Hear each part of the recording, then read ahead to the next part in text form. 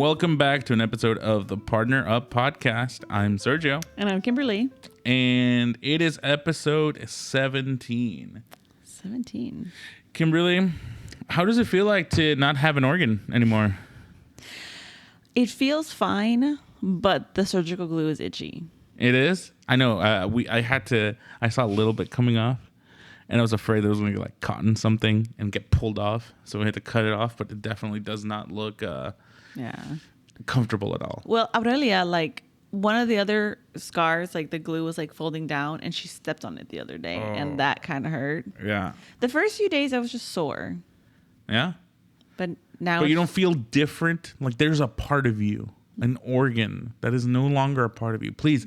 I love how we just jumped into this. For our viewers who have been anxiously wondering what has happened to us for the past 2 weeks, let's catch them up. Let's do a catch up. So, I almost got pneumonia. Almost. I had a pretty bad coughing fit that just would not. It's still lingering. Like I still have a cough, but I got sick after Easter. I got a cold. Yes, after Easter, I got a cold. Mm-hmm. It wasn't flu. It wasn't COVID. Mm-hmm. So the doctor just assumed it was a cold. We ran labs and everything, and it shows an infection. So we went ahead and said, "Yep, that's a cold." But I have chronic bronchitis since I was a kid, so it's like holding my beer. You're getting the cold, not just a cold. So I've been pumping myself full of meds, trying to get this how can phlegm be simultaneously thick and not come out when you try to cough it out? Like this has been the most like stale phlegm I've ever had. Ew. And like no matter what I did, trigger warning or something, I don't know. But like my biggest problem was like I would feel it, I would cough, and it just wouldn't move. It wouldn't budge. And it got to the point where I couldn't breathe in the middle of the night. We went to the emergency room. Urgent care. Urgent care. Thank you. I meant emergency room. Urgency care. Urgency care. And they were like, yeah, no, here's these medications. They prescribed me medications, but it was like just to deal with the symptoms. Mm-hmm. And then I went to ChatGPT and then told ChatGPT exactly what I was feeling. And I was like, I don't know why I can't get this phlegm. And they're like, oh yeah, that happens sometimes. But none of the medications that they gave you actually treat what you're feeling. So what you should do is overhydrate. You should go get the Mucinex, but not DM, because I was already on a bunch of medicine. Another medicine that would cover the DM part. Mm-hmm. But what they didn't tell me at the doctor's office, well, at the urgent care, is that Mucinex regular, not DM, gets like lightens the phlegm so it's easier to pass. So if I wouldn't have searched that up myself, I would have just been there like struggling. So hopefully that helps somebody else out there. I mean, it's always good to check your sources. I don't know if like going to your doctor and being like, I saw this on ChatGPT, you should Well, I did follow up with my doctor and I was like, hey, I did look this up on ChatGPT, but I'm following up with a primary source, which was the primary care physician. Yeah. And they're like, yeah, that makes sense. And even when we went in for your consult, because we went to was it an urgent care? Remember we went to the clinic? Oh, when I got sick with like bad flu a few years ago? No. It was the first time we went. We even took Aurelia with us. Oh, for my gallbladder. Yeah. No, it was just I scheduled an appointment at a regular doctor. Okay, when we went to that doctor, and I was like, we saw ChatGPT and it told us this, but we didn't trust it. We'd rather come to a doctor. And then she was like, yeah, my patients usually come to me and they tell me they said this, and it's pretty good. It's honestly what I would have said most of the time. Yeah. Yeah, so, that's true. When she said that... I remember that now. I had kind of forgotten. Yeah. As soon as she said that, I'm like, okay, I'm going to use this to my max. Yeah, I think it's not to turn this to a whole AI episode that we've already done, but I think it's just a good tool. Yeah. Like you need a jack and a wrench to take a tire, but you still got to take your tire to the tire shop. Yes. I like to think of using AI to help me through my stuff as the smartest person I know, but they're not qualified. Yeah. You know? Exactly. So it's a good advice. Usually they're right, but you want to double check. So you feeling better? I feel much better. I can talk now. I'm not getting winded just talking. Like just the act of talking would lower my oxygen percentage, my blood oxygen content. And it wasn't good, but I'm back. Yay. And I'm a little coffee and stuffy, but I'm That at takes 95%. That takes a little while to The go last away. 5%, it's going to take a while. Yeah. And it's been a little bit rainy, so that doesn't help. Yeah, but luckily we had the suegros this weekend, or past weekend, Yeah, last weekend.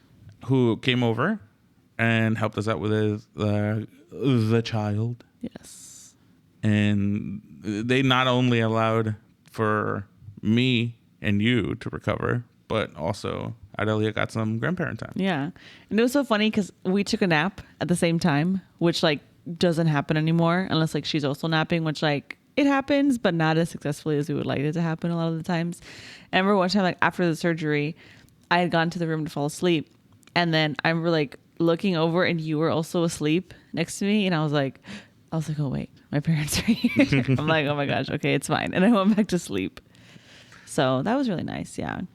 But yeah, so, you know, I'm going to put a label on this. This is not medical advice. This just happened to me. I'm going to talk about why I had gallbladder surgery and like how it led up to that.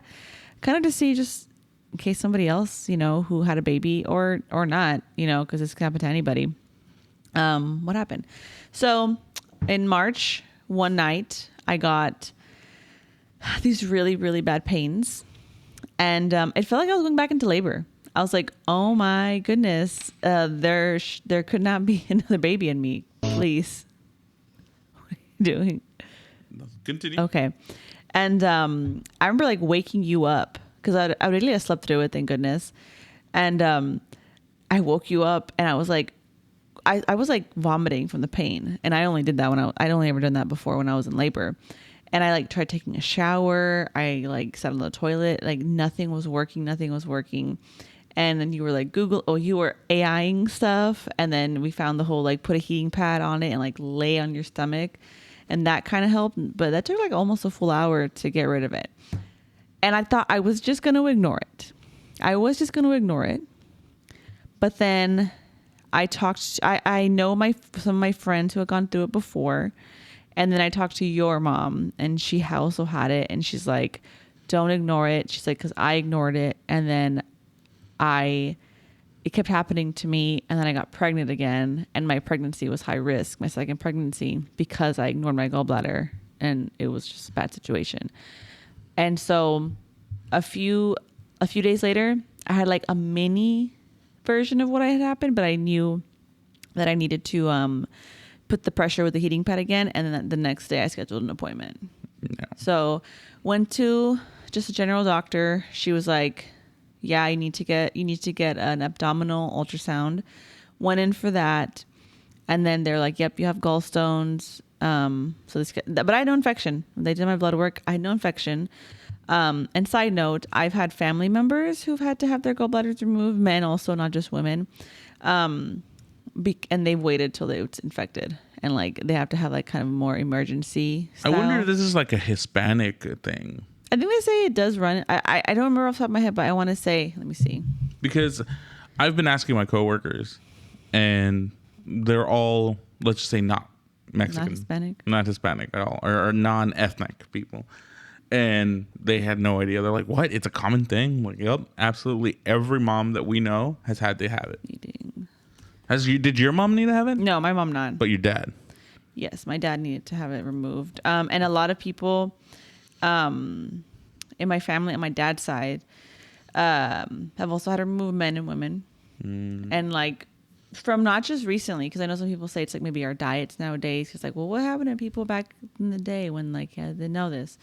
So yeah, side note, when you have a baby, some of the times you need to have your gallbladder moved afterwards. You know what happened to people back in the day? They died. Yeah. So a few of my friends had it, and then so I went in and then I saw the surgeon and he's like, yep. And remember, it was you, me, and then we took out Elia. And he was like, you know what has happened to you? And he pointed at her.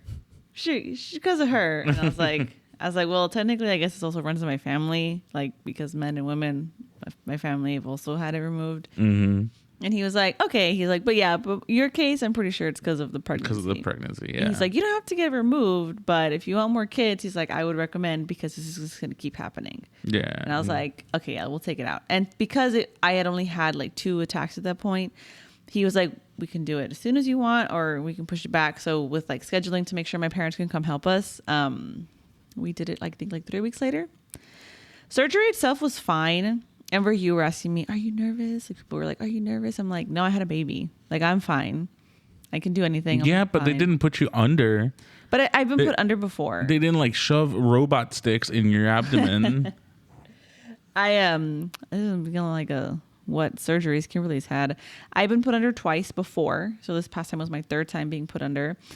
First time I was like, maybe my parents can correct me because I don't remember my exact age, but I would think I was like 11 or 12 when I had a surgery on my finger.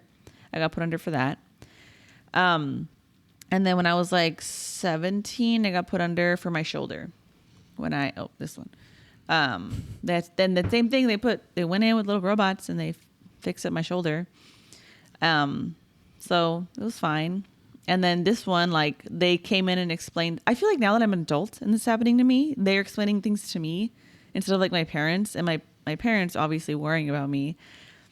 They didn't always give me the best vote of confidence of like staying calm in a situation. So I was a little bit more nervous back then because I was younger. They would tell my parents what was happening to me. They wouldn't necessarily talk to me. And so being an adult, and like you were there with me, the doctors were talking to me. And so I was like, oh, okay, this is easy. Like, no problem. So yeah, we went in. It was outpatient. So we got there like at 10:30, and we were home by like 3. Yeah. It was in and out same day. In and out. I was in a hospital I'd never been to before, and there was parking, and like where I had Aurelia, there was no parking. And then, yeah, I remember them talking to me about like the anesthesia because I'm still breastfeeding, and that also was fine, like the process. And I remember them telling me, you're gonna forget leaving this room and getting to the OR, like that you're gonna forget. And yeah, I've like forgotten about that. So you can't remember it? I don't remember that. So there's a theory. The people don't know how general anesthesia works, but they say the way it works is that you just forget. Like it paralyzes you.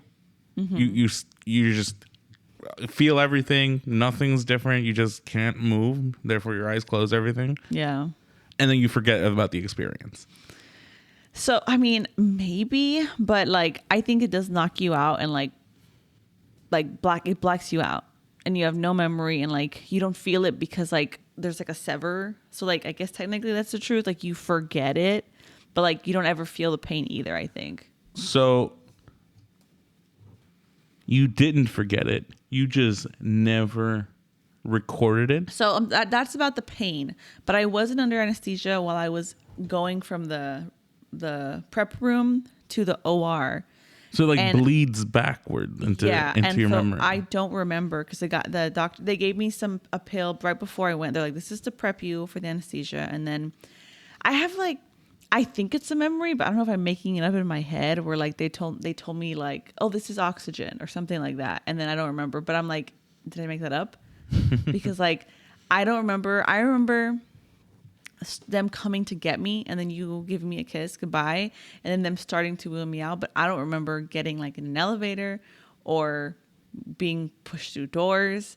I just remember I think getting to the room, and I remember I told them what I didn't like the last time I had surgery was that they just yanked me from like the gurney to like the table.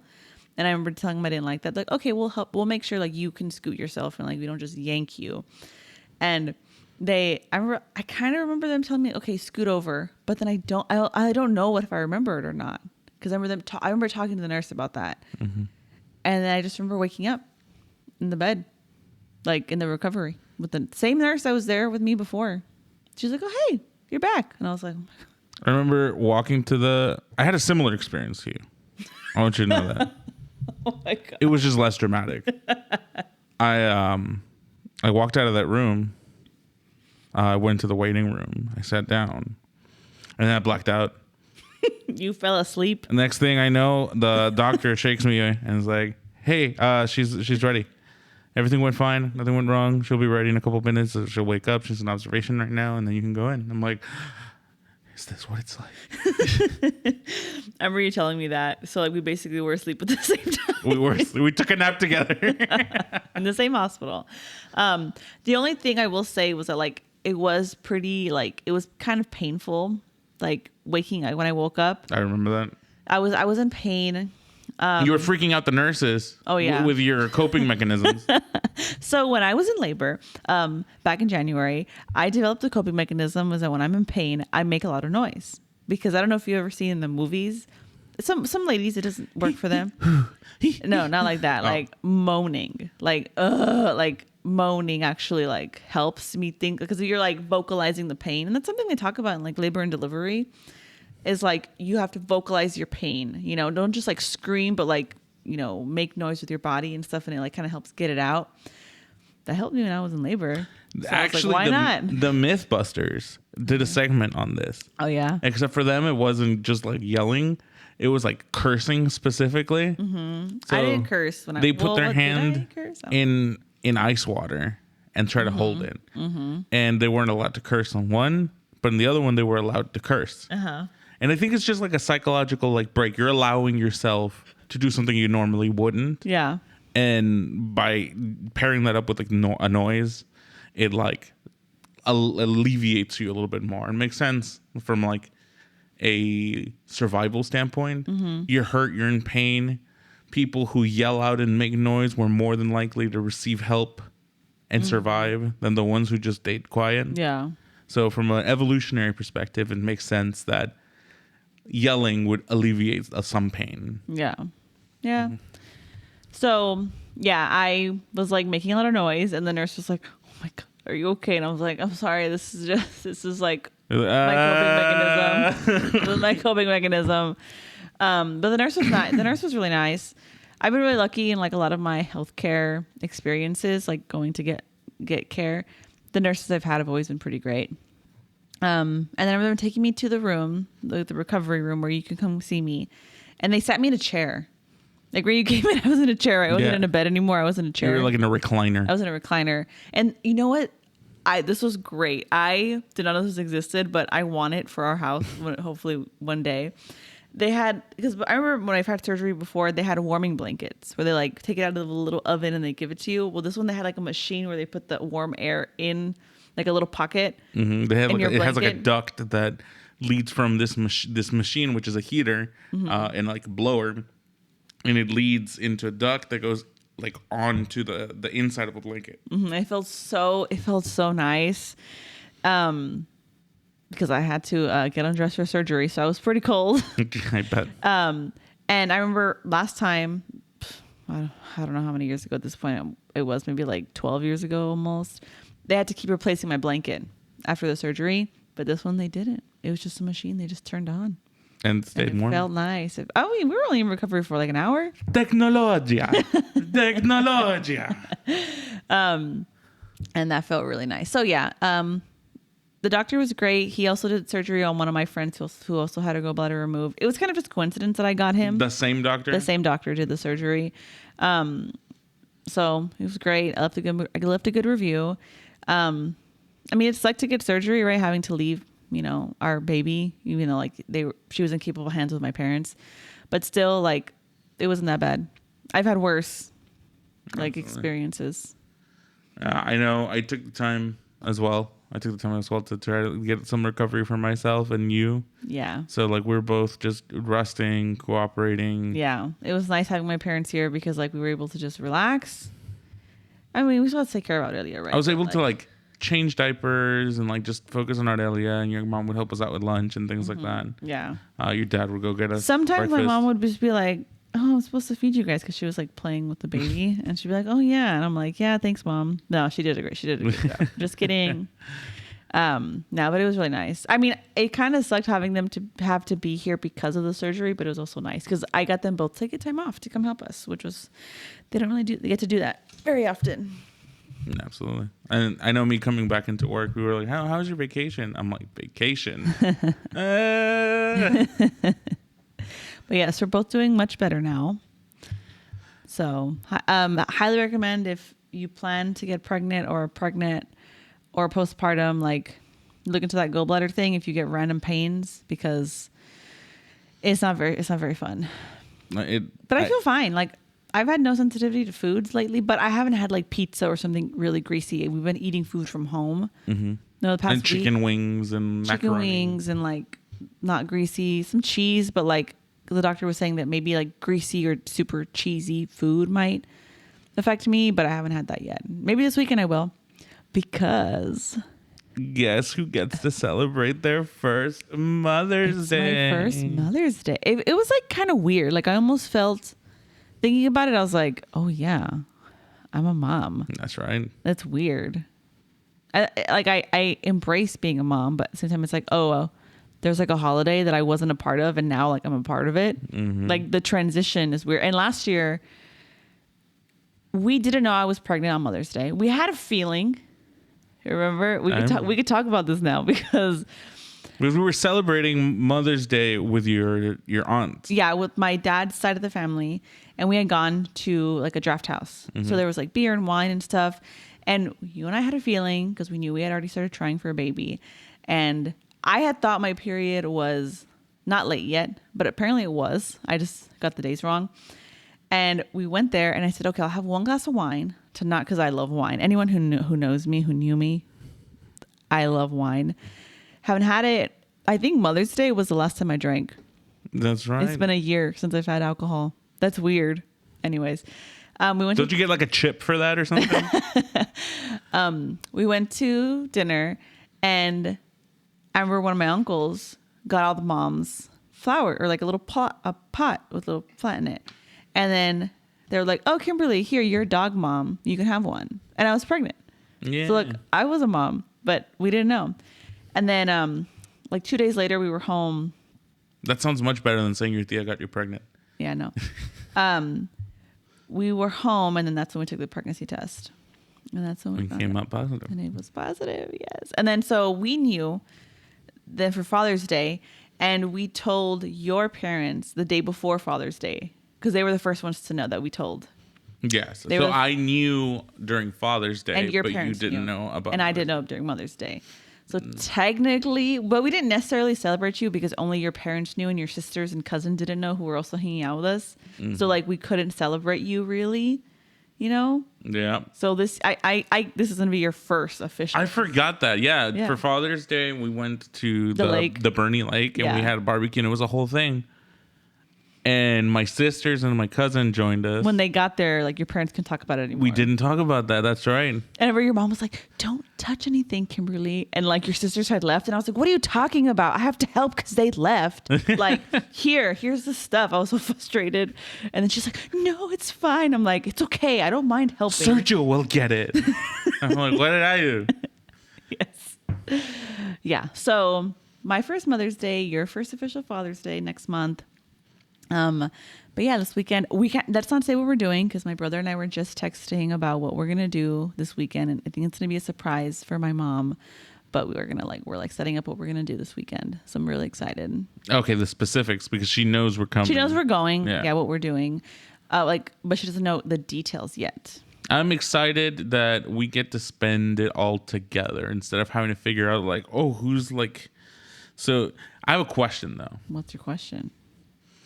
Do I need to get you something for Mother's Day? I think that's a debate. Because like, you're not my mom. But I am the mother of your children. So she should get you something, you know? I'll have a talk with her and we'll see what she comes up with. But I'm telling you now, she seems kind of like a freeloader, dude. So I wouldn't expect much out of her. So yet. I think people in the comments should say like, okay, I don't know the answer to this. Like, I don't know, honestly. Should husbands get their wives something for Mother's Day? I think people are going to assume you're a jerk by asking that question, and they should just you should just be like, yeah, I'm going to get you something. I will remember. Yes. And like, I'm not offended by you asking that, because like this is our first time, and like I don't really know I don't know the protocols here. Yeah. And when this episode comes out, it'll be the day after Mother's Day. So let me just put out there, I assume I do. Okay? I assume responsibility. I just don't know if there is. You know, like what is the I assume who would in their right minds would say, "No, I'm not your mom, so you don't have to get me anything." Of course people are going to be like, "Yes, pamper me, please." Did your dad get your mom stuff Mother's Day when you were growing up? Yeah. And get her flowers and stuff. I think But I was there. So like I didn't know if it was cuz he was doing it in honor of you. Yeah. Yeah, same. So do our dads still get stuff for our moms on Mother's Day now that their kids are grown? That's a question for our dads. I'm just glad this episode comes out after Mother's Day. Because we're not hanging them out to dry. Yeah. So let's ask our moms. So this is a good question for our moms. So did they get you gifts on Mother's Day? We're calling out the grandpas right now. We'll see what happens. Did they get gifts? Let us know in the comments what you guys think. Yeah. Also, remember to like, share, and subscribe. Yeah. So I'm excited about that. It's gonna be fun. I think so too. Yeah. I think whatever we do this weekend, it's gonna be memorable and it's gonna be a milestone. Yes. Baby's first Mother's Day. Yeah, my first Mother's Day. Awesome.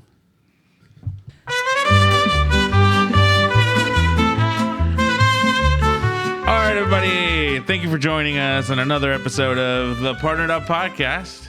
I'm Sergio. And I'm Kimberly. And we'll see you guys next time for episode 18. Bye-bye. Bye.